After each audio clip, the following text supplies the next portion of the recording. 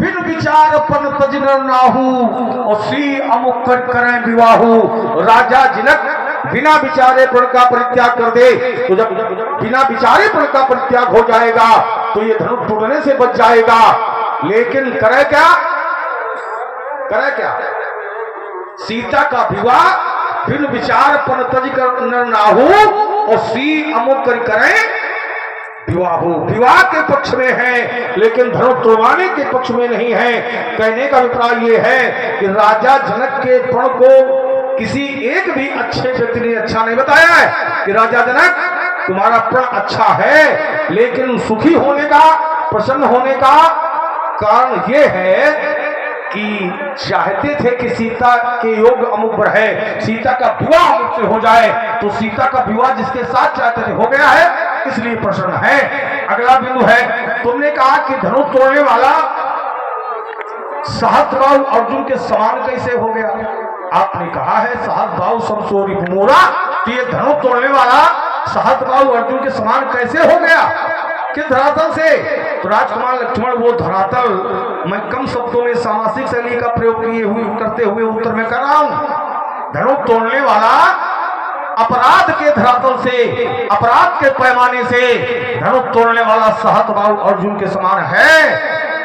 सहस्त्रबाहु अर्जुन ने पिता का अपराध किया था, धनुष तोड़ने वाले ने गुरु का अपराध किया है, गुरु का अपमान किया है। तो अपराध के पैमाने से, अपराध के धरातल से धनुष तोड़ने वाला सहस्त्रबाहु अर्जुन के समान है। अगला बिंदु तुम्हारा है, तुमने कहा बाल काल में हमने बहुत धनुइयां तोड़ी।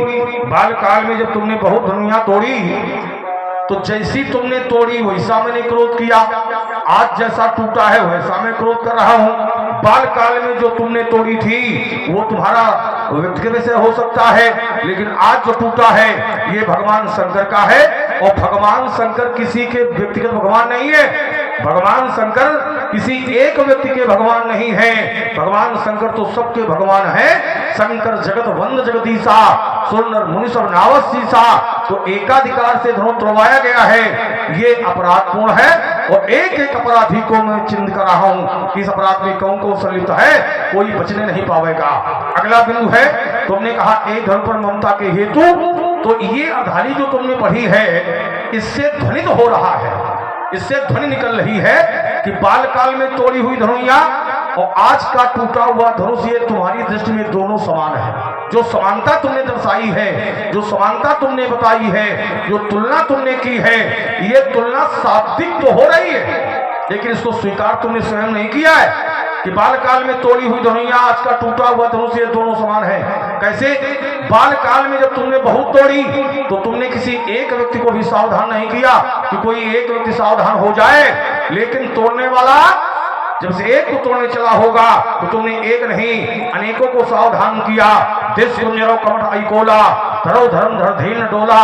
इससे सिद्ध होता है कि शाब्दिक प्रयोग में समानता सिद्ध हो रही है, लेकिन स्वीकार स्वयं नहीं किया है। अगला बिंदु है, एक धर्म पर ममता के हेतु, एक धर्म पर ममता का हेतु क्या है, तो ये सभी जानते हैं कि ये धर्म भगवान शंकर का है, भगवान शंकर हमारे भगवान हैं। तो जो ममता का हेतु है, जो ममता का कारण है वो ये है, बालक काल बोलत तो न सभान यह धर्मेशम तो प्रार्थन विदित सकल संसार। चलिए सभा में उपस्थित हो सभी विज्ञजन, आप पुनः अपना अपना ध्यान एवं अपने अपने कान हमारी ओर केंद्रित करें। महाराज आप कहते हैं अरविंद बालक काल बस, तो हमें ऐसा लगता है कि आपको भ्रम है। क्यों? क्योंकि लक्ष्मण काल के बस में नहीं हो सकता, लक्ष्मण हो काल के बस में नहीं हो सकता। क्यों नहीं हो सकता? इसलिए नहीं हो सकता क्योंकि हमारे लिए तो कहा जाता है कौशलेश सुत लक्ष्मण रामा अकाल जीत सकै संग्राम। हम युद्ध भूमि में काल को भी जीत सकते हैं, एक बात। दूसरी बात कि हमको ऐसा लगता है कि संसार में जो राम जी के बस में हो जाता है फिर उसका कोई भी बाल बांका करने वाला नहीं है। जो राम जी के चरणों से अपने को जोड़ देता है, जो राम जी के चरणों को अपना बना लेता है, इस संसार में उसका कोई भी बाल बांका करने वाला नहीं है। इसलिए लक्ष्मण काल के बस में होने वाला नहीं। एक बात मैंने कहा था इस धन पर ममता की हेतु, तो परशुराम जी कहते हैं कि राजकुमार यह धनुष भगवान शंकर का है, इसलिए हमें इस धनुष के प्रति ममता है। धनुष भगवान का है, इसलिए इनकी ममता का केंद्र भगवान से जुड़ा होने के कारण ममता है। तो मैं विचार करने लगा, आप लोग भी चिंतन करिए, थोड़ी मंथन करिए, बढ़िया मखानी चढ़े तभी नवनीत प्राप्त होगा, है ना। अच्छा, धनुष भगवान से जुड़ा है तो परशुराम जी को ममता है, क्यों भाई? धनुष भगवान का है तो परशुराम जी को धनुष के प्रति ममता है। अच्छा, धनुष तोड़ने वाला किसका है? क्यों भाई? क्या सिर्फ धनुष है भगवान का है? धनुष तोड़ने वाला भगवान का नहीं है? अरे भाई, वो भी तो भगवान का है। आचार्य कहते हैं कि अखिल विश्व यह मोर उपाया, सब पर मोर बराबर। ये संसार भगवान का है। तो अगर आप यह सूत्र लगाते हैं कि भगवान से जुड़ा है इसलिए ममता है, तो फिर महाराज ये सूत्र लगेगा नहीं। कारण क्योंकि अगर इसलिए ममता है कि भगवान का है, तो मेरा मानना है कि जिसने धनुष तोड़ा है वो भी भगवान का है। अगर आप ये सूत्र लगाते हैं कि भगवान का है, तो अगर आपको धनुष से ममता है तो फिर धनुष तोड़ने वाले से शत्रुता नहीं, अपितु धनुष तोड़ने वाले से भी ममता होनी चाहिए। एक बात है, परशुराम जी ने कहा कि राजकुमार, जब तुमने धनुष यहाँ तोड़ी थी तब तुमने ब्रह्मांड को नहीं दबाया, किसी को सावधान नहीं किया, लेकिन जब आज टूटा तब तुमने लखन लखो रघुवंश बड़ी लखन लख्यो अब कंसमणि ताक्यो हरि को दंड पुलक काट बोले वचन चरण चाप ब्रह्मांड। तब तुमने दिग्गजों को सावधान किया, उसका कारण है जब मैंने तोड़ी थी तो इसलिए सावधान नहीं किया था क्योंकि मैं खुद तोड़ रहा हूं और हमारे तोड़ने से कोई समस्या नहीं है, लेकिन हमें ऐसा लगता है कि जिसने आज तोड़ा है वो समस्त ब्रह्मांड का नायक है, सारे संसार का स्वामी है। और जब संसार का स्वामी धनुष को तोड़ने के लिए जा रहा है, ब्रह्मांड का स्वामी धनुष को तोड़ने के लिए जा रहा है, तो फिर हमको सावधान करने की आवश्यकता समझ में आई। इसलिए लखन रखे हो तो ताकि हो एक बात कुछ बोलना चाहिए, बात हो गई हो तो जरूर चाहेंगे, कुछ बातें हैं महाराज तो हो जाए। चलिए, मैंने कहा था सहस्राव संसोरित मोरा कैसे, तो परशुराम जी ने कहा कि मैं बहुत थोड़े में उत्तर किए देता हूँ। धनुष तोड़ने वाला सहस्राव के समान हमने इस आधार पर देखा है कि वहां पर हमारे पिताजी का अपराध हुआ था, यहाँ पर हमारे गुरु जी के प्रति अपराध हुआ है। महाराज विषय तो यही है, मैंने तो यही कहा था कि किस आधार पर दोनों बराबरी के हैं। सहस्राव और धनुष तोड़ने वाले में आप समानता कर रहे हैं, तो किस आधार पर कर रहे हैं? तो आपने कहा कि अपराध की दृष्टि से। अच्छा, जिस समय पर सहस्राव ने आपके पिताजी का अपराध किया था, तो उस समय पर उस अपराध के होने से, उस कार्य के होने से संसार प्रसन्न था कि दुखी था? विचार करिएगा। जिस समय पर सहस्राव ने अपराध किया तो सहस्राव की किसी ने प्रशंसा नहीं की। सहस्राव ने जिस समय परशुराम जी के आश्रम से, परशुराम जी के पिताजी के आश्रम से गाय का बलात् हरण किया, तो उस समय पर किसी ने सहस्राव की प्रशंसा नहीं की, सहस्राव की जय जयकार नहीं की। लेकिन जिस समय धनुष तोड़ने वाले ने धनुष को तोड़ा, तो आचार्य कहते हैं कि सभी लोग देख करके प्रसन्न हो गए। ब्रह्मादिक सुर सिद्ध मुनीसा अब प्रभु ही प्रशंसा ही दे, प्रशंसा की जा रही है। मैंने तर्क तो यही दिया था कि जब उसने अपराध किया था तो समाज ने सराहा नहीं, लेकिन जब धनुष तोड़ने वाले ने धनुष को तोड़ा तो संसार ने सराहा है, संसार ने प्रशंसा की है। तो दोनों समकोट के कैसे हो सकते हैं? अंतिम बात मैंने कहा था, संत के जीवन पर मैंने कुछ दर्शन दिया था, तो परशुराम जी ने कहा कि राजकुमार, संत का कोई अपमान करे तो संत सह लेगा, लेकिन संत के भगवान का कोई अपमान करे तो संत सहे नहीं करेगा। परशुराम जी के कहने का अभिप्राय यह कि परशुराम जी का कोई अपमान करे तो परशुराम जी सह लेंगे, लेकिन परशुराम जी के भगवान यानी भगवान शंकर का कोई अपमान करे तो परशुराम जी से सहन नहीं होगा। अच्छा, ईमानदारी से बताइए, भगवान शंकर क्या सिर्फ परशुराम जी के हैं? आप लोग भगवान शंकर को नहीं मानते हैं क्या? जगत के हो। सब लोग मानते हैं। और जब सब लोग मानते हैं तो फिर विरोध परशुराम जी ही क्यों कर रहे हैं भाई? अगर आप ये कहेंगे कि भगवान का अपमान करें तो मिथिला में तो याद करें तो महामणि विश्वामित्र जी, सदानंद, बड़े बड़े संत, बड़े बड़े, मैं तो ये कहूंगा कि मिथिला के समस्त नर नारी ही संत हैं। आचार्य कहते हैं पुर नर नारी सुभग सुचि संता धर्मशील ज्ञानी गुण। तो फिर किसी ने विरोध नहीं किया, परशुराम जी क्यों कर रहे हैं? चर्चा लंबी ना हो गई बात। हमने पहले ही इसका उत्तर कर दिया, प्रश्न तुम अब कर रहे हो। इसका उत्तर मैंने पहले कर दिया था कि इस नगर का कोई भी एक नर नारी ये नहीं चाहता था कि धनुष को तोड़वा करके सीता का विवाह हो। अमुक रूप पहले उत्तर में पहले कर चुका हूँ।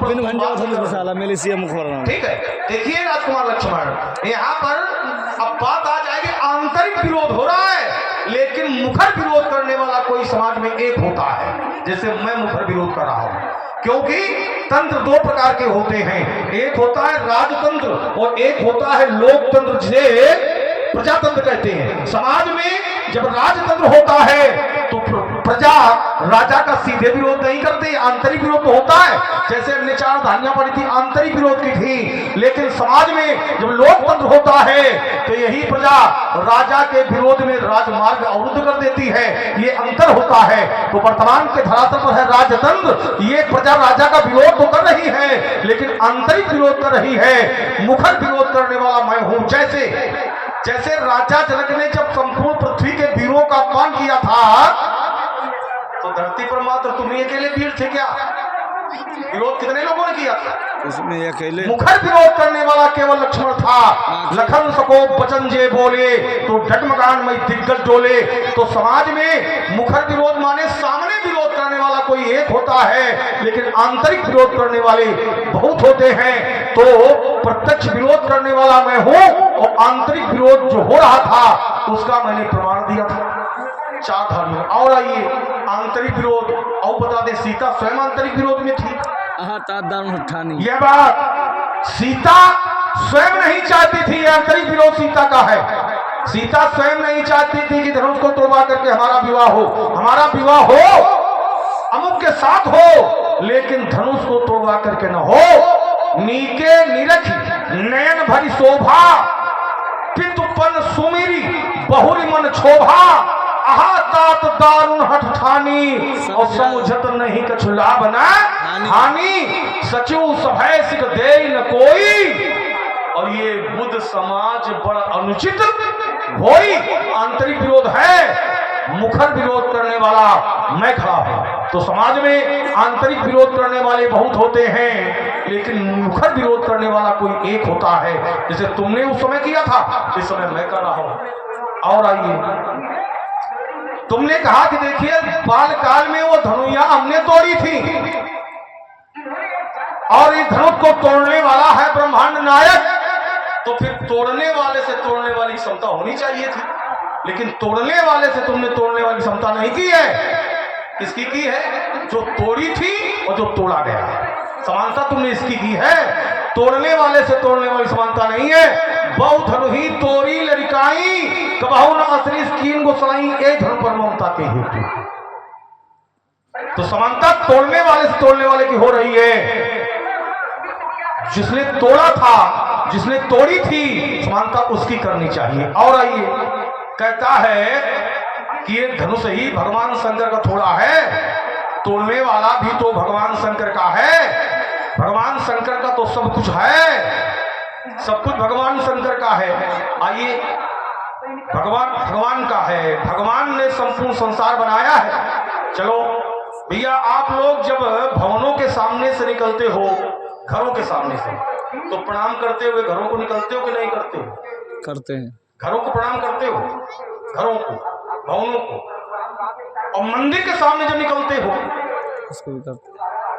जब भवनों के सामने से निकलते हो तो भवनों को कोई प्रणाम नहीं करता है, लेकिन मंदिर के सामने जब कोई भक्त निकलता है तो मस्तक स्वयं झुक जाता है। भैया, भवन भी तो भगवान के बनाए हुए हैं, क्योंकि सृष्टि के अंतर्गत आते हैं। मंदिर भी भगवान की सृष्टि के अंतर्गत आता है।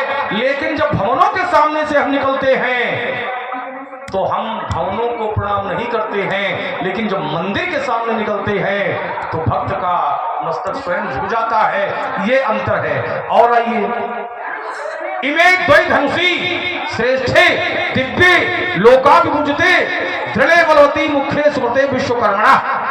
ये लोकांतर में पूजित धनुष था। भैया, पूजनीय वस्तु की पूजा होनी चाहिए कि उसको नष्ट करवा देना चाहिए? क्या होना चाहिए? पूजा होनी चाहिए। पूजा होनी चाहिए। और अभी तक इसकी पूजा होती रही है। तो जब पूजनीय था, पूजा होती रही है, तो इसको तोड़वाने का अधिकार किसने दे दिया? अपराधपूर्ण है। मैंने पहले भी कहा था, एक एक अपराधी को मैं चिन्ह कर रहा हूं, इस अपराध में कौन कौन संलिप्त है। अगला बिंदु है, इन्होंने कहा कि देखिए हम काल के वशीभूत तो है नहीं, क्योंकि कालो जीत सके संग्रामा, हम काल को जीत सकते हैं। कहता है कि काल के वशीभूत नहीं है। इस समय तुम्हारी आयु कितनी है? 15 साल 6 महीने के आसपास है। ये भैया किसके बस में हो गई है? तुम्हारी आयु में से जो 15 साल 6 महीने लगभग है, ये किसके बस में हो गई है? ये काल के बस में ही है। तुम्हारी आयु में से इतनी आयु काल के गाल में चली गई है, अर्थात काल के वशीभूत हो। इसलिए राजकुमार लक्ष्मण, हमने कहा था कि यहाँ पर कोई ऐसा एक भी अच्छा व्यक्ति नहीं है जिसने राजा जनक के प्रण को अच्छा कहा हो। कोई भी एक व्यक्ति ऐसा नहीं है, बल्कि आंतरिक विरोध सभी लोगों का है। जितने अच्छे लोग हैं, आंतरिक विरोध सभी लोगों का है। राजकुमार लक्ष्मण समझना पड़ेगा। हमने कहा था कि यहाँ पर प्रभु दो चाप खंडमई डारे, देख लोग सब भय सुखारे, तो धनुष टूटने पर सुखी नहीं है। ये कार्य की अनुकूलता का परिणाम है। देख लोग सब भय सुखारे। व्याख्यान ज्यादा लंबा न हो, अलविदा। चलिए, परशुराम जी ने कहा कि यहाँ पर लोग धनुष के टूटने से सुखी नहीं है, अपितु जिसको ये चाहते थे उसको वो प्राप्त हो गया, इसलिए सुखी है। नहीं, यहाँ पर उपस्थित सभी व्यक्तित्व धनुष के टूटने का मन से विरोध कर रहे हैं, बस प्रकट नहीं कर रहे हैं। तुम्हें विचार करने लगा कि क्या धनुष टूटने का विरोध हो रहा है यथार्थ में? परशुराम जी ने कहा कि सीता स्वयं नहीं चाहती थी कि धनुष टूटे। तो मैं तो ये कहूंगा कि अगर सीता नहीं चाहती थी कि धनुष टूटे, तो हमने तो ये जाना है कि जिस समय धनुष टूट गया तो आचार्य लिखते हैं कि शीर सुखई बरनई कहीं भांति और जल चातक पाए जल स्वाति। सीता जी धनुष के टूटने पर उसी प्रकार से प्रसन्न हो गई जैसे चातक पक्षी स्वाति नक्षत्र के जल को पाकर के सुखी हो जाता है। आप कहते हैं कि यहाँ सब चाहते थे कि धनुष न टूटे। अच्छा, विचार करो, आप लोग स्वयं थोड़ी चिंतन करिए। अगर कोई कार्य आपके विपरीत हुआ हो, प्रतिकूल हुआ हो, तो आप प्रसन्न होंगे कि दुखी होंगे? जैसे इसको मैं और सरल कर दूं, आप चाहते हो कि ये कार्य ना हो, अब वो कार्य हो जाए, तो आप क्या होंगे, प्रसन्न या दुखी? भाई, आप चाहते हैं कि ऐसा कार्य ना हो, अब वो हो गया, कुछ नहीं करेंगे, तो स्वाभाविक है कि आप चाहते थे कि ये कार्य ना हो, लेकिन हो गया तो दुखी होंगे। अगर यहाँ के लोग चाहते थे कि धनुष न टूटे, महाराज विचार करिएगा, अगर यहाँ के लोग चाहते थे कि धनुष न टूटे, तो फिर जिस समय धनुष टूट गया तो धनुष के टूटने पर धनुष कुछ बोलेंगे? बोलना ये चाहते हैं, उसे बीच में बोलते नहीं। कार्य क्या था? धनुष का टूटना, वो तो माध्यम है। अच्छा, तो कार्य क्या है? विवाह कार्य है, विवाह। धनुष है माध्यम, धनुष के माध्यम से विवाह होना है। तो जब कार्य विवाह था, अब जिसके साथ चाहते थे विवाह बात हो गई। नहीं, थोड़ी ये समझना पड़ेगा कि यहाँ विवाह हो रहा था या स्वयंवर? क्या विवाह हो रहा था या स्वयंवर? विवाह। लेकिन हमने तो ये जाना है, क्या? हम जब आए हैं तो हमसे तो ये बताया गया कि सी स्वयंवर देखिए जाए अब इस का है धौते। हमने जाना है कि रहा विवाह चाप आधीना। हमने ये जाना है कि चाप के अधीन विवाह था। आप कहते हैं कि चाप के अधीन विवाह था। हाँ। ये तो जब स्वयंवर हो जाएगा तब की बात है। अरे बहुत बातें ऐसी है। अच्छा, इसके आधीन नहीं था जब सोई पुरुषों को नहीं था, सोई पुरारी को दंड कठोरा और राज समाज आज जो तोरा, तो भैया क्या होगा? त्रिभुवन जैसे त्रिभुवन जय समेत वैदेही विवाह होगा। तो माध्यम है धनुष, इसके माध्यम से विवाह होगा, लेकिन कार्य है विवाह।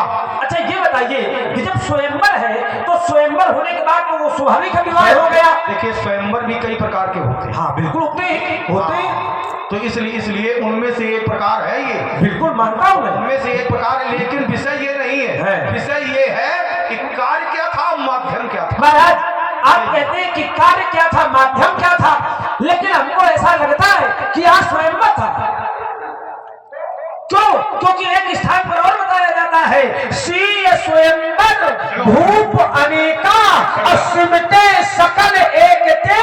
बहुत बढ़िया है। अब कहते हैं विवाह। बहुत बढ़िया। नहीं नहीं, चलो तुम्हारी थोड़ी देर के लिए मान लिए। क्या था स्वयंवर? स्वयंवर में क्या होना था? स्वयंवर में अब होना क्या था? जो धनुष को तोड़ देगा, जिस प्रकार का स्वयंवर है। बात हो गई, जो बात हो गई। तोड़ देगा। हाँ, तो उसके साथ अच्छा विवाह में क्या होता है? उसके साथ क्या होगा? सीता का विवाह होगा। बस विषय ये है कि विवाह होगा। माध्यम धनुष है, चाहे स्वयंवर से हो, लेकिन अगर स्वयंवर में भी होना है, समझना पड़ेगा। आग्रह ये है कि भाई आपका तर्क ये है कि स्वयंवर हो रहा है, अब भार्गव जी का तात्पर्य विवाह हो रहा है, तो स्वयंवर कितने प्रकार के हैं, कौन सा स्वयंवर हो रहा है, चिंतन ये होना चाहिए। ये भी बिल्कुल देखिए, इस पर भी मैं चिंतन करूंगा। बढ़िया बात आ रही है, लेकिन अगर स्वयंवर भी हो रहा है तो स्वयंवर में होना क्या है? विवाह होगा। बस विषय ये कि कार्य है विवाह। ऐसे वो भी धर्म टूटे विवाह हो, बात वही है, क्योंकि कार्य है विवाह, माध्यम है धनुष। चलिए हो गई बात। अच्छा ये बताइए, विवाह हो रहा है कि विवाह होगा? विवाह होगा। देखिए, विवाह होगा, बस होगा। विवाह होगा, लेकिन जैसे धनुष टूटा, देखिए धनुष पर विवाह निर्भर है। जैसे धनुष टूटा है वैसे विवाह हुआ कि नहीं हुआ? स्वयंवर में स्वयं पसंद किया जाए, ये बात नहीं पसंद नहीं है। इसका ये थोड़ी होता है कि स्वयं पसंद किया। तो बताइए कौन सा स्वयंवर हुआ? ये बताइए। उसी में एक प्रकार स्वयंवर का एक प्रकार है। बिल्कुल 3 प्रकार है। हाँ, 3 प्रकार के स्वयंवर होते हैं। बिल्कुल वो तो मैं मानता हूँ ना। तो बस उसी में से लक्षित, इच्छित, ये लक्षित और स्वर्ण। ये लक्षित और स्वर्ण दोनों है। बस इसको ये मानिएगा। देखिए, प्रकार चाहे जो हो, आधार अजगो लक्ष्य। हाँ, प्रकार चाहे जो हो, लेकिन होना तो विवाह है। प्रकार चाहे जो होना ही। कार्य क्या है? कार्य क्या है? हुआ है या नहीं? टूटत ही धनु भयो विवाहु, यानी हो गया। ठीक हो गया। हाँ, हो गया। चलिए अब थोड़ी से आप समय दे तो बोले। बिल्कुल। तो आप कहते हैं कि विवाह हो गया, क्यों नहीं? विवाह हो गया तो फिर आगे कुछ नहीं होगा। तो काहे बाबू चटक रहे हैं? अरे बाबा चटक रहे हैं, ये बताओ। दोनों कौरी में हाथ ना लगाओ तुम। हाँ, दोनों कौरी में हाथ ना लगाओ। बाबा चटक रहे हैं, बात ये नहीं है। अगर विवाह हो गया तो फिर आगे कुछ नहीं होगा। अब जाऊं हो देखा जाए। भाई विवाह में क्या होता है? क्या विवाह इसी का नाम है? क्या विवाह इसी तरह होता है कि मात्र पुत्री कन्या वर को अपने इच्छा अनुसार चयन कर ले, हो गया विवाह? हमने तो ऐसा जाना है कि जिस समय ये स्वयंवर धनुष टूट गया है तो हमें ऐसा लगता है कि आगे वेद रीत कुल रीत के अनुसार जो क्रियाएं संपन्न होती हैं उसको विवाह कहा जाएगा। ये स्वयंवर है। आप ये तो बता सकते हैं कि रहा विवाह, चाप, आधीना इत्यादि इत्यादि, ये सब मैं की बात को स्वीकार करता हूं, लेकिन यहाँ पर सुन करके, अच्छा आप सुन के क्या आए हैं?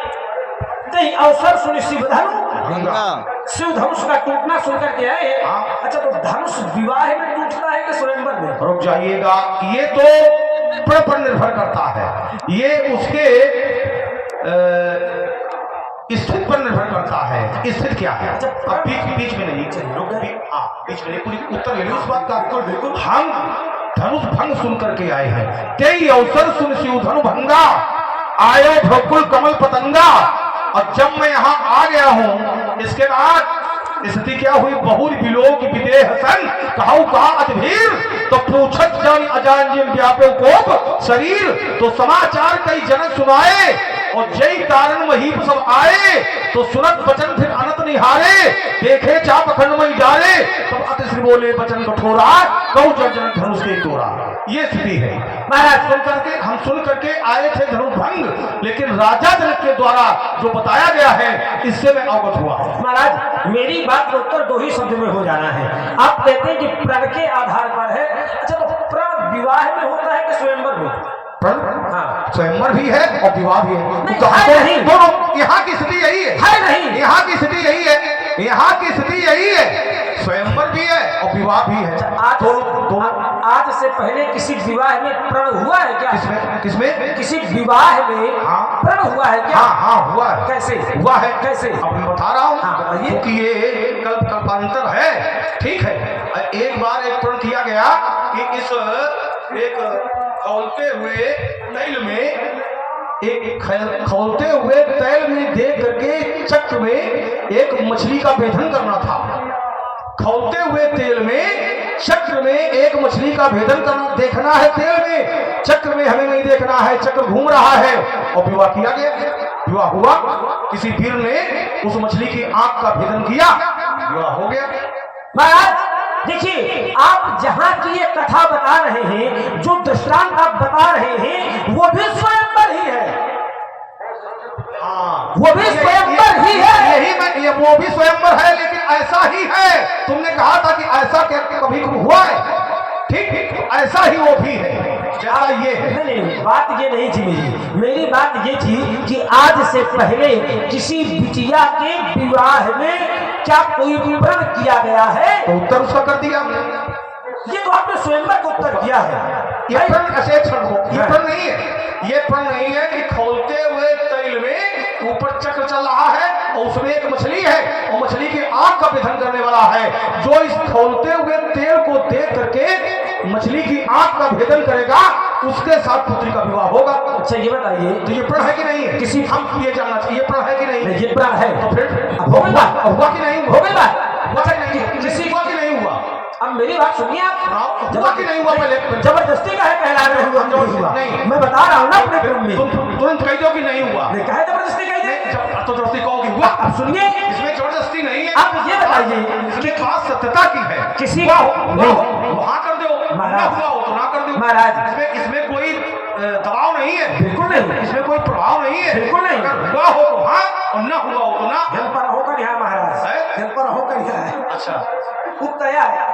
चलिए, अच्छा ये बताइए, पार्वती किसी ने भी जीत गया। बिटिया के विवाह में, स्वयंवर नहीं, विवाह में वर एक होता है कि अनेक होते हैं? विवाह में एक एक। तो जहां पर वो मछली के नेत्र का भेदन किया गया था, वहां पर एक था कि अनेक थे? अनेक थे। अनेक जब थे। अनेक थे तो विवाह कैसे? ये तो स्वयंवर ना हो वो गया। चाहिएगा। ठीक इसी प्रकार से वो स्वयंवर भी था, विवाह था, जैसे ये है स्वयंवर भी है, विवाह भी है, ठीक उसी प्रकार से वहां था। मुझे लगता है चर्चा हमारी बदल रही है। चर्चा ये नहीं है कि स्वयंवर भी है, विवाह भी है। चर्चा आपकी हमारी ये है कि क्या इस धनुष के टूटते ही विवाह हो गया? तो मैंने कहा ना, अभी आगे होगा। अब जाओ, इसका उत्तर नहीं लो। देखिए, विवाह तो हो गया, चूंकि कैन बजाए कहो पन मोरा, चले भाट ही हरन थोड़ा, बोले बंदी वचनवर सुनो सकल, मई बाल वन बिते कर कहीं हम भुजा उठाए विशाल, सोई पुरारी को दंड कठोरा, और राज समाज आज जोई तोरा। जो राज समाज में इसका खंडन कर देगा, उसे क्या मिलेगा? त्रिभुवन जय समेत वैदेही। आओ जनक जी, खुद जाओ। क्या मिलेगा? वैदेही मिलेगी। तो वैदेही मिलेगी। अभिप्राय क्या है कि विवाह हो जाएगा, ये समझना पड़ेगा। राजकुमार लक्ष्मण, विवाह तो धनुष टूटने पर निर्भर था। धनुष जो तोड़ेगा तो सीता उसको प्राप्त हो जाएगी, अर्थात विवाह हो जाएगा। लेकिन अब वेद रीति, कुल रीति के अनुसार जो जिसके यहाँ जो होता है वो अधूरा है। महाराज, विवाह हो जाएगा में बात नहीं बनेगी। क्या? आप कहते हैं कि विवाह हो जाएगा। कोई बात नहीं, कोई बात नहीं। ये जो अर्धानियां हमने पढ़ी है, इसका अर्थ लोगों तक पहुंचा देंगे।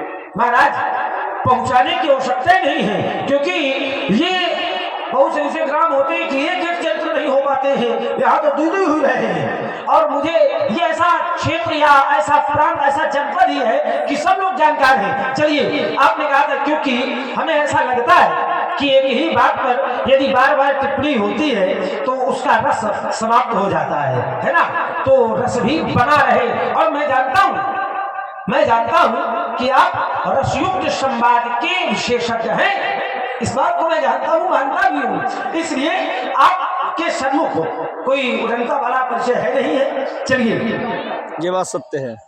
आपने कहा कि यहाँ सब अंतर मन से विरोध कर रहे हैं धनुष के टूटने का। तो महाराज, अगर अंतर मन से लोग विरोध कर रहे होते तो हमें तो ऐसा लगता है कि यहाँ क्या संसार में कोई भी धनुष के टूटने का विरोध नहीं कर रहा। आप कहते हैं कि सीता स्वयं कर रही है, यहाँ के नर नारी स्वयं कर रहे हैं। क्यों? क्योंकि इन्होंने जब धनुष तोड़ने वाले के स्वरूप को देखा, थोड़ी ध्यान से समझिएगा, धनुष तोड़ने वाले के स्वरूप को देखा तो इन सबके मन में यह मोह हो गया कि धनुष तोड़ने वाला इतना सुकुमार है, इतना कोमल है, ये धनुष इतना कठोर है, तो धनुष तोड़ने वाला इस धनुष को कैसे तोड़ेगा। ये क्या हो गया?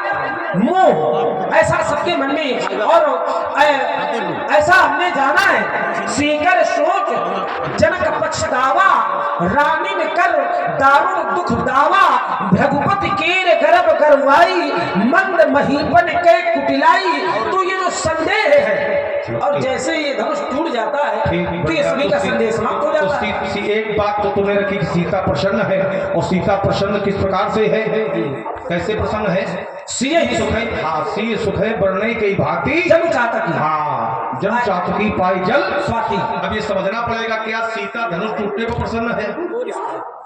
सीता धनुष टूटने पर प्रसन्न नहीं है। अब देखना, जन चातकी, चातकी कौन है यहाँ? चातकी कौन है? सीता। ठीक। स्वाति का जल कौन है? धनुष तोड़ने वाला। ये बात तो सीता चाहती थी कि धनुष न तोड़वाया जाए, हमारा विवाह उससे कर दिया जाए। तो अब चातकी को स्वाति का जल मिल गया है, सीता को धनुष तोड़ने वाला मिल गया जिसको चाहती थी। अमुक रूप और उसी छवि देखे। हमने एक अर्धाली सीता के लिए पढ़ी थी, नीके नीरख नयन भरी शोभा, तो पितुपन सुमिरी बहुरी मन शोभा। मन में क्षोभ था, आहा तात दारुण हठ ठानी, और समझत नहीं कछु लाभन हानि। सचिव सभय सिख दे न कोई, और ये बुद्ध समाज बड़ा अनुचित होई। तो सीता को सुख का ऐसे मिल रहा है जिसके साथ सीता चाहती थी कि हमारे योग अमुक पर है, हमारा विवाह मुझसे होना चाहिए। तो सीता का विवाह उसी से हो गया है। तो प्रसन्न किस लिए है? धनुष टूटने प्रसन्न है कि जिसके साथ चाहती थी वो मिल गया, उसके साथ विवाह हो गया है, उससे प्रसन्न है। चलिए, ये समझना पड़ेगा, सीता धनुष टूटने को प्रसन्न नहीं है, जिसके साथ चाहती थी कि हमारे योग अमुक पर है, हमारा विवाह इससे होना चाहिए, वो मिल गया है। तो प्रसन्नता का कारण ये है, सीता इसलिए प्रसन्न। आप कहते हैं कि सीता चाहती थी कि धनुष न टूटे, सीता इसलिए प्रसन्न है कि जिसको वो चाहती थी उसके साथ सीता का विवाह हो गया, सीता को वो वर मिल गया जिसको सीता चाहती थी। तो सीता चाहती थी कि धनुष न टूटे, लेकिन हमने तो ऐसा जाना है कि वो स्वयं सीता जी कहती हैं कि सकल सभा के मति भय भोरी, और अब मोहि शंभु चाप गति तोड़ी। वो कहती हैं कि हे धनुष, इस सभा की मति भ्रमित हो गई है, अब तुम पर विश्वास है, तुम्हारा सहारा है। जिस समय धनुष तोड़ने वाले आए तुम्हारे समीप, वह वर आवे तो तुम अपनी निज गरुता लोगन पर डारी, अपनी गरुता को हटा देना और हरुता को ले आना, हरुता को ले आना। सीता गणेश जी को, भगवान शंकर को मनाती हैं कि ये धनुष टूट जाए, प्रार्थना करती हैं कि धनुष टूट जाए। अगर सीता नाच ये चाहती होती कि धनुष न टूटे तो फिर भगवान को, भोले बाबा को, माता जी को, गणेश जी को मनाने की आवश्यकता क्या थी भाई? अब देखिए, ये सीता जी का उदाहरण हो गया। आपने कहा था कि यहाँ के नर नारी भी चाहते थे कि धनुष न टूटे, लेकिन हमने तो ऐसा जाना है कि चाप समीप अमुख जब आए तो नर नारी सब सुकृत मनाई। सभी नर नारियों ने अपने पुण्यों को मनाया तो सब चाहते थे कि यह धनुष टूटे। ठीक, सब चाहते धनु टूटे। तो तमक की ताक तक शिवधनु धरही, जब राजागण इसको उठा रहे थे उस समय अपने सुगत क्यों नहीं लगाए टूटे? अगर धनु तोड़वाना ही चाहते थे, तमक की ताक तक शिवधनु धरही और उठे न कोटि भांति बल करही, तो उस समय फिर सुगत लगाने चाहिए, जो उठ नहीं रहा है टूटे ही। तमक की धरही धनु मूढ़ नृप, उठे न चले ल जाए, तो उस समय सुगत लगाने चाहिए। सीता को उस समय गणपति को मनाना चाहिए, मैया को मनाना चाहिए, भगवान शंकर को मनाना चाहिए। जब भूप सहस दस एक ही बारा और लगे उठावन लेकिन डरे ना, तो अगर धनुष तोड़वाना चाहते थे सब लोग तो उस समय क्यों नहीं मनाया? तो इसमें हमारी बात का खंडन नहीं बल्कि अनुमोदन हो रहा है। अनुमोदन हो रहा है कि ये है इनकी व्यवस्था, और सरल कर दे मजबूरी है कि अमुक जब तक धनुष तोड़ेगा नहीं तब तक सीता का विवाह उसके साथ होगा नहीं, ये मजबूरी है। इसलिए राजकुमार लक्ष्मण ये सब हो रहा है। एक बिंदु तुमने और रखा था, तुमने कहा था कि ये सब इसलिए है क्योंकि ये लोगों ने जब देखा किसी को तो सोचा, चिंतन किया, मोह हो गया कि अमुक तो बड़ा सुकुमार है, जो सीता के योग्य है ये तो है सुकुमार, और धनुष है बहुत कठोर। तो यहां तक तुम्हारी पहुंच है कि लोगों को मोह था, लेकिन यहां पहुंच नहीं है। यहां भी लोगों का चिंतन था कि रवि मंडल देखत लगुला का, लेकिन उदय ताक कुछ कहना चाहते। हाँ, परशुराम और लक्ष्मण जी के सुंदर संवाद पे हम लोग सब यही चाहते थे, इसीलिए इतना अकथ परिश्रम किया गया है सिर्फ इसी संवाद के लिए। और मैं अपने समस्त ग्रामवासियों से भी निवेदन करूंगा, बुजुर्गों से, कि अब आपका समय आया है, आप सभी आवे और परशुरामी का आनंद ले। अगर ज्ञान प्राप्त करना है तो आइए, इस मंच पर आपको ज्ञान प्राप्त होगा।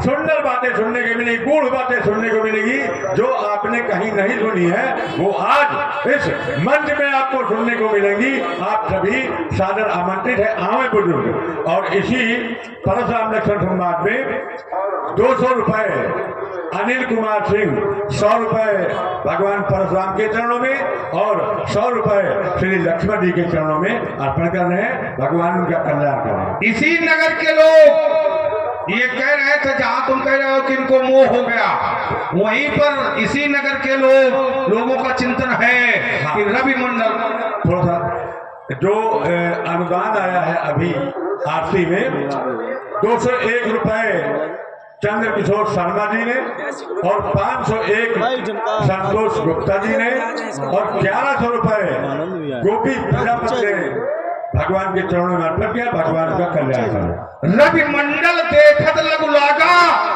लेकिन उदय तास त्रिभुवनतम भागा। देखने में न जाइएगा, सूर्य देखने में बहुत छोटा लगता है, लेकिन जैसे उदय होता है तो त्रिभुवनतम भागा, सारा अंधकार नष्ट हो जाता है। कहा कुंभज और कहा सिंधु अपारा, एक साधारण महात्मा कुंभज और कहा समुद्र, कहा कुंभज कहा सिंधु अपारा, लेकिन सोख्यो सुयस विदित संसारा। मंत्र बहुत छोटे होते हैं, मंत्र परम लघु जासु बस, विधि हरिहर सुर सर्व, और महामत्त गजराज को बस कर अंकुश खर्व। अंकुश बहुत छोटा होता है, लेकिन मतवाले हाथी को भी अपने बस में रखता है। तो देखने में जाइएगा, प्रभाव में आइएगा। तो इसलिए राजकुमार लक्ष्मण ऐसे भी चिंतन करने वाले लोग यहाँ पर हैं, क्योंकि पूर्ण नारी सुभग सुसंता, तो ये धर्मशील ज्ञानी गुणवंता। चलिए, परशुराम जी महाराज कहते हैं कि राजकुमार, अगर ये लोग चाहते थे कि धनुष टूटे और अपने पुण्यों को मना रहे थे, तो जब कुछ समय पहले तमक धरे ही धनु मूढ़ है नृप, तो उस समय इन्होंने अपने पुण्यों को क्यों नहीं मनाया? उस समय देवताओं को क्यों नहीं मनाया? महाराज, उसका कारण है, आप कहते हैं कि हमारी बात का अनुमोदन करते हो। चलिए, अब आपको ऐसा लगता है तो कोई बात नहीं है। उसका कारण है क्योंकि ये लोग चाहते थे कि धनुष टूटे। यहाँ के लोग चाहते थे कि धनुष टूटे, लेकिन राजाओं के द्वारा नहीं। ध्यान दीजिएगा, राजाओं के द्वारा नहीं, यहाँ जो राजा आए हैं उनके द्वारा नहीं। ये लोग चाहते थे कि धनुष टूटे, लेकिन किसके द्वारा? जो इनके मन में रम गया है उसके द्वारा टूटे। विचार कीजिएगा, ये लोग चाहते थे कि राजा जनक ने गलती की है, त्रुटि की है ये, क्योंकि राजा जनक को ये जानकारी नहीं है ना क्या कि इनके मन में कौन रम गया है। अच्छा, तो कम से कम पिता को ये जानकारी रखना चाहिए, पुत्री के विषय में नहीं रखना चाहिए। अच्छा, ये प्रण पहले कम से प्रण राजा जनक ने पहले लिया था और पुत्री के मन में ये बाद में रमा है। इसका कारण है, कारण क्या है? कारण ये प्रण भले पहले का है, लेकिन घोषणा आज कराई जा रही है। चलिए, प्रण तो पहले का है, लेकिन घोषणा आज कराई जा रही है। राज समाज आज महाराज जय आप कहते हैं कि प्रण पहले का है, हाँ, लेकिन घोषणा आज कराई जा रही है। नहीं, हमको ऐसा लगता है कैसा लगता है कि अभी पूर्णतः है ये बात सही नहीं बैठी। ठीक तुमको लगता है, बहुत लोगों को लगता है कि जब दूर देखते हैं कि आकाश और पृथ्वी दोनों एक में मिले हुए, लगता है क्या रखे हैं महाराज, जिस स्थान को क्षितिज कहते हैं, क्या रखा है आकाश पृथ्वी पर रखा है, लगता है ये, तो तुमको लग रहा है गलत लग रहा है। नहीं, हमको गलत नहीं लग रहा है। क्यों?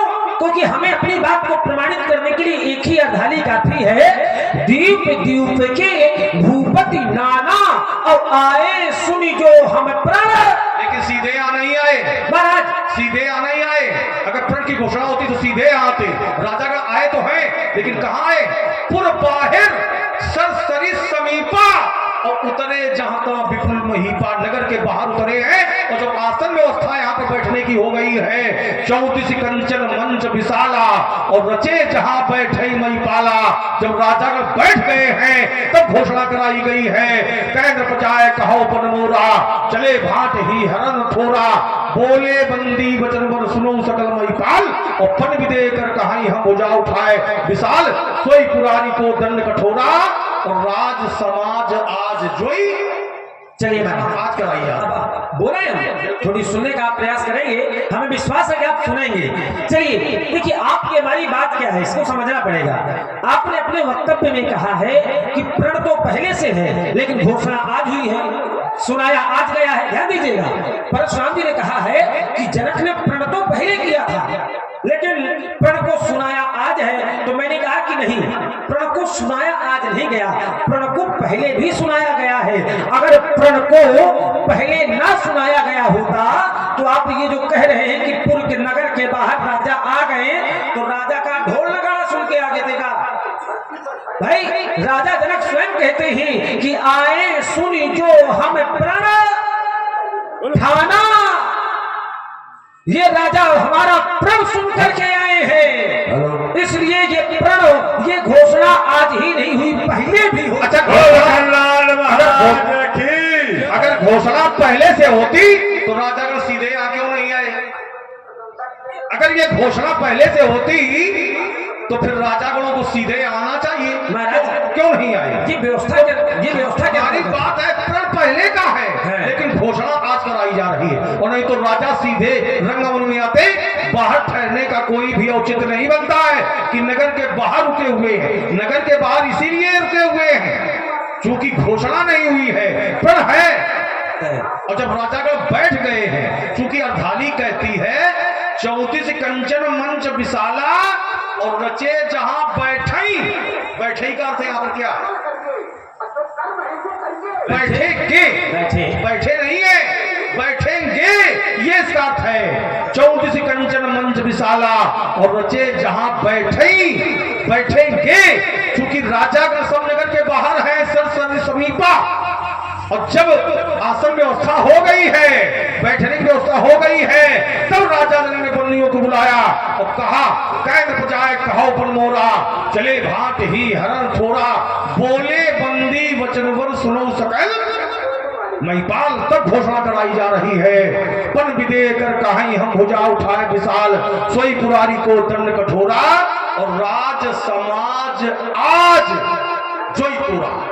चलिए महाराज, पहली बात तो ऐसा कि देखिए महाराज, लड़कियां जान के आप जबरदस्ती दबाने का प्रयास तो करो मत। नहीं तो कोई बनना चाहते हो क्या? नहीं, पहली बात तो आप ये समझो, इसलिए आप कहते हैं कि अगर प्रण पहले से था तो फिर नगर के बाहर क्यों रहे? अच्छा चलिए मैं इसको भी नहीं नहीं नहीं, ये नहीं कहा है। प्रण तो पहले का था, इस बात को हम स्वीकार करते हैं। सुनाया। लेकिन हाँ, लेकिन घोषणा आज कराई जा रही है, सुनाने की बात नहीं है, घोषणा कराने की बात है। घोषणा, हाँ, घोषणा अब कराई गई है, आज आज कराई गई है आज। अच्छा तो ये राजा क्या सुन के आए हैं? राजा प्रण, हाँ, लेकिन घोषणा नहीं है। प्रण सुन के आए हैं। राजा नहीं आए, राजा ही नहीं आए, बहुत और आए हैं। महाराज में वही देव, अरे सुनिए तो, धरि मनुज शरीरा, हमारी भी तो सुनो विपुल महाराज। वीर आए रणधीरा। राजा थोड़े आए, बहुत आए, ये सुन करके आए हैं। महाराज देखिए, आप कहते हैं कि प्रण घोषणा आज हुई है, क्यों? ये नहीं कह रहे हैं, जो हम कह रहे हैं वो कहो। प्रण सुनाया गया है, घोषणा प्रण की आज कराई जाए। वही तो मैं भी कह रहा हूँ। ये अब आप समझ नहीं पा रहे हैं कि इसमें मेरा दोष है कि आपकी बुद्धि का दोष है? भाई जैसे सूर्य का उदय हो जाए, अब भैया कौन प्रज्ञा दक्षु हो, कोई नदी खात हो, अब वो कहते हैं कि सूर्य उदय नहीं हुआ, इसमें सूर्य का दोष है कि देखने वाले का दोष है? इधर उधर सूर्य है, कई अवसर शुरू से उधर भंगा और आयो भ्रगुल कम पतंगा। पतंग माने सूर्य, तो यहाँ स्वयं सूर्य है। अच्छा कितने समय के सूर्य है? क्या कितने समय के सूर्य है? प्रातःकालीन नहीं, आप हम अपनी बात कर रहे हैं, प्रातःकालीन सूर्य है। प्रातःकालीन, हाँ, मध्याह्नकालीन नहीं, ना, प्रातःकालीन। प्रातःकालीन। पतंगा माने, पतंगा माने सूर्य, कौन सा? प्रातःकालीन। लेकिन हमको तो ऐसा लगता है कि उदित लगने का उदाहरण मैं दे चुका हूँ। लगता है कि आकाश पक्षी मिले हुए हैं, तो क्या मिले हुए? ब्राह्मण लगता है। ये हमारी शिष्टाचार की भाषा है भाई। अगर दूसरे राजकुमारों की तरह हम ये बोलेंगे कि नहीं परशुराम जी बिल्कुल गलत बोल रहे हैं, हम ही सही हैं, तो ये हमको ऐसा लगता है कि ठीक नहीं अच्छा, है। ये तुम्हारा शिष्टाचार है, ये हमारे शिष्टाचार की भावना है। लोग सब देख रहे हैं कितना बढ़िया शिष्टाचार है। सुने मुनि बचन लखन मुस्कानी और बोले परो धरई।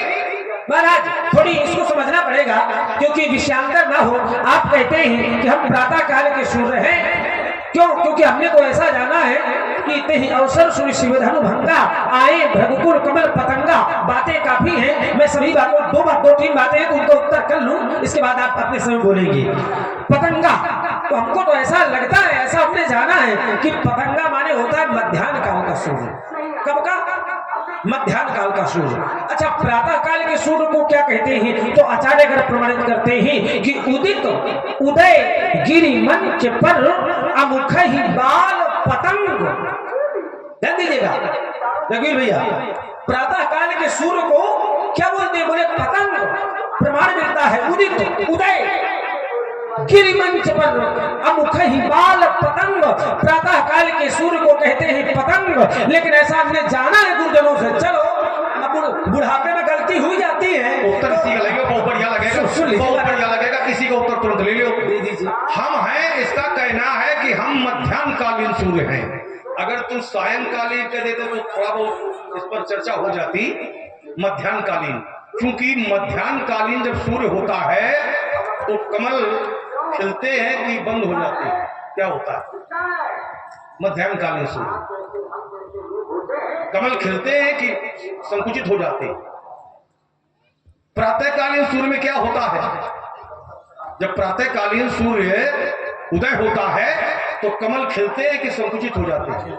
इन्होंने उदाहरण भी दिया है कि उदित उदय गिरिमंच पर रघुबर बाल पतंग और विकसे संत सरोज सब। विकसे संत सरोज, सरोज माने कमल खिल गए, ठीक है। तो इससे ये सिद्ध होता है कि प्रातःकालीन सूर्य के उदय होने पर कमल खिलते हैं, सायंकालीन सूर्य के आपको के आने से कोई कमल खिला है क्या?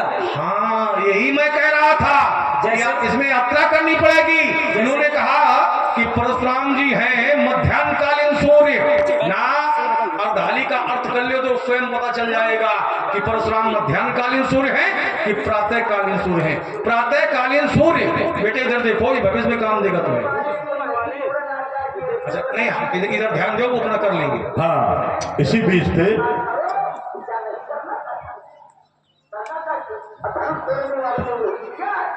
5100 रुपए महेश शर्मा जी कमेटी में प्रदान करते हैं, 5100 रुपए। और 5100 रुपए रघुवीर सिंह मास्टर साहब कमेटी में प्रदान करते हैं, बहुत बहुत धन्यवाद। और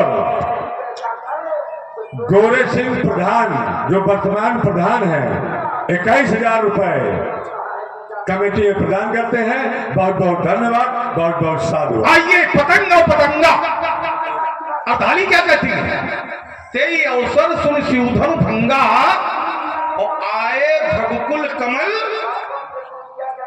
भगकुल रूपी कमल को खिलाने वाला सूर्य है। तो भैया कमल है, भगकुल रूपी वंश भगकुल कमल है और उस कमल को खिलाने वाले सूर्य हैं। तो कमल प्रातःकालीन सूर्य खिलाता है कि मध्याह्नकालीन सूर्य? बहुत सुंदर। इसलिए राजकुमार लक्ष्मण यहाँ पर पतंगा शब्द का जो प्रयोग है तुमको बताया होगा कि पतंगा, इसलिए चूंकि मात्रिक दोष न हो, चूंकि अर्धाली में 16 मात्राएं चाहिए, अगर यहाँ पर पतंग शब्द हो जाएगा तो एक मात्रा कम हो जाएगी, अर्थात मात्रिक दोष हो जाएगा। तो मात्रिक दोष बचाने के लिए पतंगा है। चलिए महाराज, हो गई बात आपकी? हो गई। परशुराम जी कहते हैं कि भगकुल रूपी कमल को खिलाने के लिए परशुराम जी सूर्य हैं। तो ये बात आप सबको हजम हो रही है कि भगकुल रूपी सूर्य कमल को खिलाने वाले हैं? हमको तो ऐसा लगता है कि भगकुल रूपी कमल को खिलाने वाले नहीं, भगकुल रूपी कमल को हटाने वाले हैं। हमको ऐसा लगता है क्योंकि हमने ऐसा जाना है कि परशुराम पितु आज्ञा राखी मारी मात लोक सब, तो भगकुल रूपी कमल के पोषक हैं या शोषक हैं? विचार करना पड़ेगा। उसको खिलाने वाले हैं या समाप्त करने वाले हैं? आप कहते हैं कि हम भगकुल रूपी कमल को खिलाने वाले हैं ना, हमको ऐसा लगता नहीं है। एक बात, क्योंकि और भी यात्राएं थोड़ी थोड़ी चलती चले, इसी पर थोड़ा उत्तर ले लेते। रहे वो उठ के चले जाते नहीं, आप बिल्कुल से दीजिए महाराज, इसमें कोई समस्या नहीं है। हमको तर्क से चले और एक एक प्रश्न का सटीक उत्तर देते जाए ताकि सबकी समझ में आए। जब ना समझ में आवे, यही हमारे कहने का भाव है। भाव यही है कि एक एक बिंदु का दूध पानी का पानी होता चला। ठीक ठीक आइएगा। इन्होंने कहा कि आप भगकुल रूपी जो कमल है इसको आप नष्ट करने वाले हो। परशुराम पितुआज्ञा राखी और मारी मात लोग सब साखी, तो इससे जो भगकुल रूपी कमल है ये समाप्त हो गया। क्या बच गया? क्या इससे समाप्त हो गया? हाँ बच गया। जैसे जब मैंने पिताजी की आज्ञा का निर्वहन किया तो पिताजी ने कहा मैं अत्यंत प्रसन्न हूँ, वरम हुई वरदान मांग लो।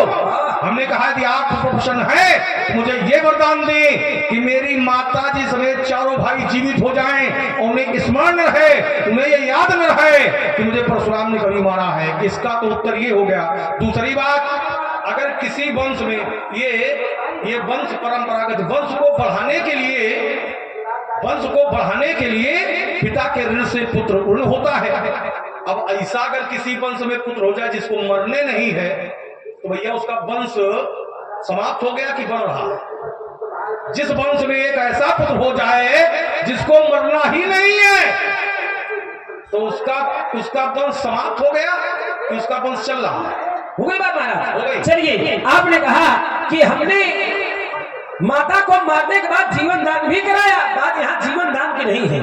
आपने कहा भगकुल रूपी कमल को खिलाने वाले, भगकुल रूपी कमल को आप खिलाने वाले हो, तो सूर्य प्रातः काल का कमल को खिलाता है, उसको पालता है, उसको समाप्त नहीं करता। तर्क की धारा बड़ी महीन होती है। तो मैंने सीधे सीधे चोट किया था कि अगर आप खिलाने वाले हैं, कमल को पोषक हैं कमल के आप, तो फिर उसका समापन नहीं होना चाहिए था। अच्छा, वो तो पिताजी का प्रभाव है। इसमें हमारा एक तर्क बनेगा व्यास जी, आप बैठे जरा, इसका भी आनंद मिलता चले। आचार्य कहते हैं परसु राम पितुआ राखी मारी मातु लोग सब साखी। आपने पिताजी के आदेश से माता का वध किया और करना भी चाहिए। क्यों? क्योंकि आचार्य कहते हैं मातु पिता प्रभु गुरु के बानी बिना ही विचार करिए शुभ जानी उचित की अनुचित किए विचारू धर्म जाई सिर पातक भारू। कोई आवश्यक नहीं है मातु पिता प्रभु गुरु के बानी और बिना ही विचार करे शुभ जानी। कोई आवश्यक नहीं है। हर नियम हर जगह नहीं लगता है। और अगर ये नियम लगा दोगे तो प्रहलाद ने अपने पिता की नहीं मानी, कोई दोष लगा? तुमने कहा कि उचित की अनुचित किए विचारू और धर्म जाए सिर पातक भारू। प्रहलाद ने अपने पिता की नहीं मानी तो पापी हो जाना चाहिए, लेकिन भगत शिरोमणि भे प्रहलादू, भक्तों में शिरोमणि हो गए, पाप लगना चाहिए, पापी कहा जाना चाहिए। तो हर नियम हर जगह नहीं लगता है। तुमने कहा माता पिता प्रभु और गुरु की वाणी को बिना विचारे करना चाहिए। बलि ने अपने गुरु की नहीं मानी, बलि ने अपने गुरु की नहीं मानी, कोई पाप लगा? नहीं लगा। उचित की अनुचित किए विचारू, उचित की अनुचित किए विचारू। क्या उचित है क्या अनुचित है, इसका अगर कोई विचार भी करता है तो जब विचार करेगा तो धर्म चला जाएगा और सिर पर बहुत बड़ा पाप। अच्छा, तुम्हारे भैया राम ने विचार किया गुरु जी की आज्ञा पर, कोई पाप लगा? बार बार मुनि आज्ञा दी, बार बार आज्ञा दी जा रही है, तो इससे क्या सिद्ध हो रहा है, इससे क्या ध्वनित हो रहा है कि उस पर विचार किया जा रहा है। तो राजकुमार लक्ष्मण तीन जगह अगर माता पिता प्रभु गुरु की नहीं मानता है तो कोई दोष नहीं लगता है। तीन जगह कहां पर? भोजन में, भजन में और दान में। तीन जगह माता पिता प्रभु गुरु की अगर नहीं मानता है तो कोई दोष नहीं लगता है। कहां पर? भोजन भजन और दान में। भोजन भजन एक चिंतन नया आ गया है, अच्छे लोग बैठे हैं, स्वागत है। भोजन और भजन दो शब्द हैं, भोजन और भजन। इन दो शब्दों में अंतर क्या है? एक है भोजन और एक है भजन। क्या अंतर है इसमें? इसमें मात्रा का अंतर है, मात्रा का अंतर है। तो आप लोग भोजन जब भी करें तो मात्रा का ध्यान रखें, इसमें मात्रा लगी है। लेकिन भजन जब भी करें इसमें कोई मात्रा नहीं, चाहे कहा करो। ये अंतर है। बोलिए क्या बोलना? चलिए महाराज, आपका चिंतन अच्छा आया। आपने कहा तीन जगह यदि ना माना जाए तो कोई अनुचित नहीं है। अच्छा, उदाहरण भी कितने बढ़िया ढूंढ के लाए हैं। बोले प्रहलाद ने नहीं मानी। अच्छा, क्यों नहीं मानी? क्योंकि प्रहलाद के पिता ने कहा था कि तुम भगवान को ना मानो, उस परम पिता को ना मानो। तो प्रहलाद ने कहा कि आप मेरे पिता हैं। प्रहलाद अपने पिता हिरण्यकश्यप से कहते हैं कि आप मेरे इस जन्म में पिता हैं, लेकिन अगले जन्म में आप ही मेरे पिता रहेंगे। ये कोई निश्चित नहीं है, लेकिन वो परम पिता कल भी थे, आज भी हैं और आने वाले कल में भी। कहने का अर्थ यह कि संसार के पिता अगर परम पिता से मिलने के लिए रोके तो संसार के पिता को छोड़ देना चाहिए, लेकिन परम पिता को पकड़ लेना चाहिए। राजा बलि ने शुक्राचार्य ने राजा बलि से कहा कि भगवान को दान मत दो। तो राजा बलि ने कहा कि जो संसार को देता है आज वो मेरे दरवाजे में मुझसे मांगने आया है। अगर इस समय पर भी मैं दान न दूं तो मुझसे बड़ा भागा कौन? मैं भगवान को नहीं छोड़ सकता। चलिए, आपने कहा कि तुम्हारे भैया ने विचार किया ना, इसमें विचार नहीं कहा जाएगा। जैसे गुरु जी शयन कर रहे हैं, हमारे भैया चरण दबा रहे हैं, तो गुरु जी कह दे कि बस हो गया, जाओ विश्राम करो। इनके जैसा चेला हो तो कह दे हम तो तकहे भाई भले कहो हम तो जाते हैं। तो गुरु जी ने एक बार कहा तो भैया ने सेवा नहीं बंद की, दो बार कहा सेवा नहीं बंद की, बार जब बार कहा गया तब रघुवर जाए शयन तब की नहीं। लेकिन महाराज, मेरा जो मैंने धारियां पढ़ी थी, मेरा तर्क दूसरा पढ़ रहा था। आपने धारा मोड़ी, मैं पूरा उसी धारा को लगा रहा हूँ जो मेरा तर्क देखिए महाराज, आपने बोले विचार कर लेना चाहिए, तो विचार करने में कोई दोष नहीं लगता। ये बात भी कहते हैं अगर आप, तो आपने मेरी बात को और मजबूत कर दिया, मेरी बात को और सबल कर दिया। आप कहते हैं कि विचार कर लेना चाहिए, ध्यान दीजिएगा, विचार कर लेना चाहिए। तो व्यास जी, जिस समय पिताजी ने, इनके पिताजी ने, श्री जमदग्नि महाराज ने परशुराम जी को आदेश दिया था कि जाओ माता का वध कर दो। रघुवीर भैया, जिस समय पर जब तक इनके पिता श्री जमदग्नि जी ने परशुराम जी को आदेश दिया था कि माता का वध कर दो, तो परशुराम जी ने विचार किया था? नहीं किया। कहा है भैया, कर लेते, अगर विचार किया जाता है तो कर लेते, लेकिन परशुराम जी ने विचार नहीं किया, माता का वध कर दिया। तभी शास्त्र कहता है कि परशुराम की दुआ क्या राखी, मारी नाथ लोग सब साखी। परशुराम जी ने माता का वध किया तो परशुराम जी को दोष नहीं लगा।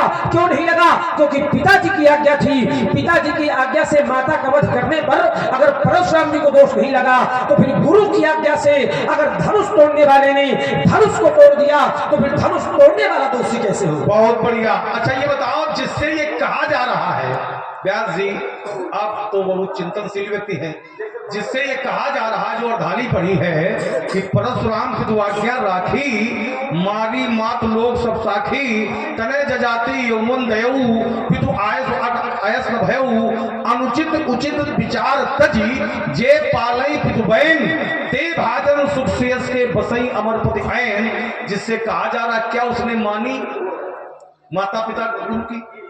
नहीं मानी, उसने भी नहीं मानी। और बोले अगर हठात हमें राज्य दोगे तो रसा रसा कर जाई तरह, उसने भी नहीं मानी। उदाहरण दिया जा रहा है कि परशुराम ने अपने पिता की मानी, तनय जजाति ने मानी, लेकिन ये भी बताया गया है कि अनुचित उचित विचार तज जे पालई पितु है, लेकिन उसने मानी नहीं है। जहां का प्रसंग है, जहां की अर्धाली तुमने बताई है, कहा जा रहा है, लेकिन फिर भी उसने मानी नहीं है। तो इसलिए राजकुमार लक्ष्मण, हमने कहा था कि ये देश काल परिस्थिति पर निर्भर होता है। अच्छा, इन्होंने कहा कि देखिए हमारे भैया ने तो विचार नहीं किया है, बार बार मुनि आज्ञा दीन ही, तो यहाँ पर बार बार आज्ञा दी जा रही, तो विचार हो रहा कि नहीं हो रहा है? नहीं, एक बार में पूरी हो जाता, एक बार में ही हो जाना चाहिए। बार बार आज्ञा दी जा रही है, तो इसका अभिप्राय कि उस पर विचार किया जा रहा है, तभी नहीं मानी जा रही है। तो इसका हमने उत्तर सीधे किया था कि 3 जगह अगर नहीं मानता है, माता पिता प्रभु और गुरु की, तो कोई दोष नहीं लगता है। कहां पर? भोजन भजन और दान में। ये भजन सेवा के अंतर्गत ही आता है। नहीं मानता है तो कोई, तो इसीलिए राम को कोई दोष नहीं लगा, क्योंकि गुरु आज्ञा है और इस पर सेवा में विचार नहीं करना चाहिए, भजन में विचार नहीं करना चाहिए। 3 जगह विचार हमने बताया था, तो उसका तुमने अनुमोदन किया। अब आइए, एक नया बिंदु आ गया। इन्होंने कहा कि देखिए, जिस प्रकार से आपने अपने पिताजी की आज्ञा से मां का शिरोच्छेदन किया, ठीक उसी प्रकार से धनुष तोड़ने वाले ने गुरु की आज्ञा से धनुष तोड़ दिया है। बढ़िया, इन्होंने जोड़ करके दिया। व्यास जी, साधुवाद है चिंतन के लिए। जिस प्रकार से मैंने पिताजी की आज्ञा से मां का शीश काटा, और धनुष तोड़ने वाले ने अपने गुरु की आज्ञा से धनुष तोड़ दिया, दोनों लोग बराबर। आइएगा, अब इसमें थोड़ा अंतर हम किए दे रहे हैं। हमने पिताजी की आज्ञा से मां का शीश काटा, तो पिताजी के आशीर्वाद से मां को हमने यथावत करा दिया कि नहीं करा दिया? करा दिया। अब धनुष तोड़ने वाले ने गुरु की आज्ञा से धनुष तोड़ा है, अपने गुरु जी के आशीर्वाद से धनुष को यथावत करा दे, हमारा कोई विवाद नहीं, भगवान हमारा कोई विरोध है ही नहीं। अगर तुमने जोड़ करके दिया है तो हमारा फिर कोई विरोध नहीं है। और ये कुछ कहना चाहते हैं? हाँ बिल्कुल कहिएगा। 200 रुपए शिवशंकर सिंह बाबूजी और 1100 रुपए AK&RK साउंड सर्विस और 50 रुपए काशी जी ने प्रदान किए हैं। बहुत बहुत धन्यवाद, बहुत बहुत साधुवाद। आइएगा, अब देखे लेते हैं कि धनुष तोड़ने, आप लोग भी जान लो कि धनुष तोड़ने वाला कितना बड़ा गुरु आज्ञा पालक है। आप लोग भी जरा विचार करो, चिंतन करो। अभी हम बता देते हैं कि धनुष तोड़ने वाला कितना बड़ा गुरु आज्ञा पालक है। वहां पर उसने गुरु जी की आज्ञा से धनुष तोड़ दिया है। एक सूत्र में दे रहा हूं, वर्णा नाम ब्राह्मणों गुरु। सभी वर्णों का गुरु कौन होता है? ब्राह्मण। मैं ब्राह्मण हूं, हम भी आज्ञा दे रहे हैं, धनुष तोड़ने वाला आवे। अगर गुरु आज्ञा पालक होगा तो आ जाएगा। आज्ञा हम भी दे रहे हैं, धनुष तोड़ने वाला हमारे सामने आवे, स्पष्ट रूप से बतावे कि धनुष मैंने तोड़ा है, धनुष मैंने तोड़ा है, और मुझसे लड़ाई करे। आज्ञा है, आज्ञा है। अगर धनुष तोड़ने वाला गुरु आज्ञा पालक है तो तत्काल आ जाना चाहिए और ये बताना चाहिए कि धनुष मैंने तोड़ा है और हमसे लड़ाई करे। एक गुरु की आज्ञा है, नहीं आएगा। हम जानते हैं क्यों नहीं आएगा। उस गुरु की आज्ञा का पालन उसने इसलिए किया है क्योंकि उस गुरु की आज्ञा से होना है चाई माई। उस गुरु की आज्ञा से मिलने हैं लाभ, और एक नहीं, दो नहीं, तीन लाभ मिले हैं। कहू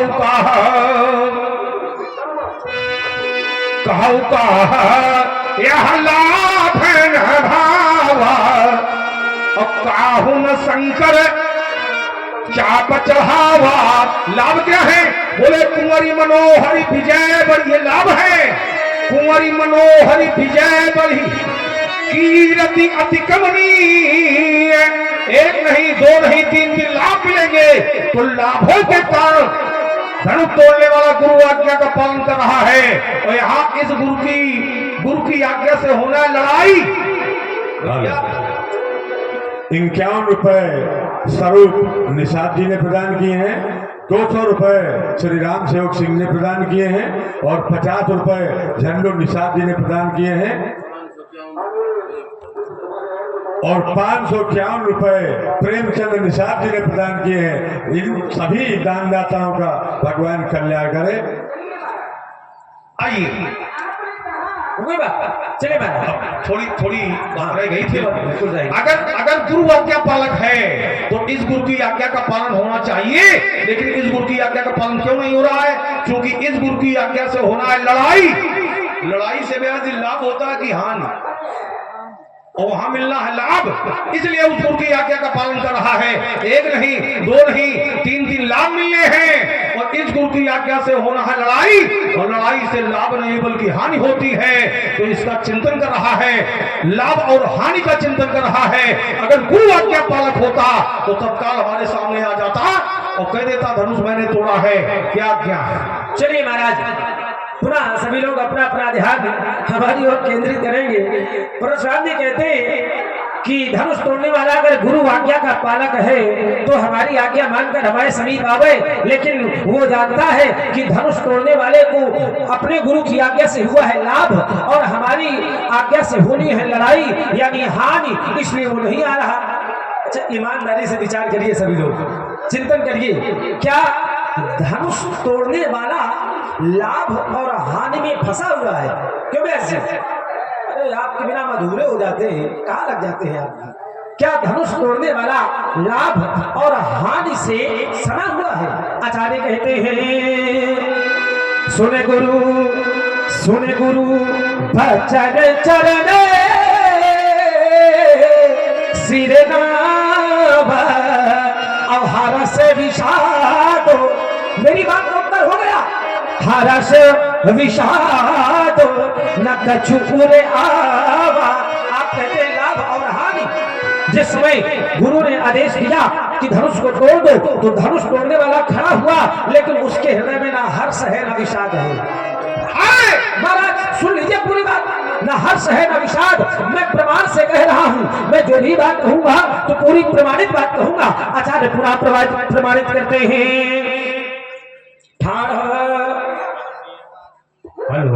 आदरणीय श्री गुरु प्रसाद शुक्ला जी की तरफ से ये 51 पुष्पमुद्राएं परशुराम जी लक्ष्मण जी के लिए संप्रेत भेंट है।